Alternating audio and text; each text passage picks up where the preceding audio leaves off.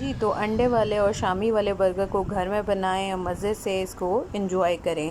बाज़ार वाला टेस्ट होगा। मुकम्मल रेसिपी देखिएगा ताकि कोई स्टेप मिस ना हो जाए। बिस्मिल्लाहिर्रहमानिर्रहीम। अस्सलामुअलैकुम। हुज़ैफ़ा's किचन में सबका वेलकम है। आज मैं आप लोगों के लिए लेके आई हूँ घर में अंडे वाले और शामी वाले बर्गर बनाने की रेसिपी, जो कि बहुत आसान है। इतने एक्सपेंसिव बर्गर हो गए हैं, अगर हम घर में बनाएंगे तो हमारे पैसे की बचत होगी। चलिए चलते हैं रेसिपी की तरफ। ये जो कटिंग बोर्ड है ये भी फॉर सेल है। अगर कोई परचेज़ करना चाहे तो मेरे पेज पे ऑर्डर कर सकता है। पार्टी आइटम्स लाहौर, मैंने वहाँ पे इसका फुल फ़ोटोशूट दिया हुआ है। अब हमने जो है वो बर्गर ले लेने हैं, इसको हाफ़ कट कर लेना है। प्याज लिया है मैंने, उसको नमक लगा के उसको वॉश कर लिया है।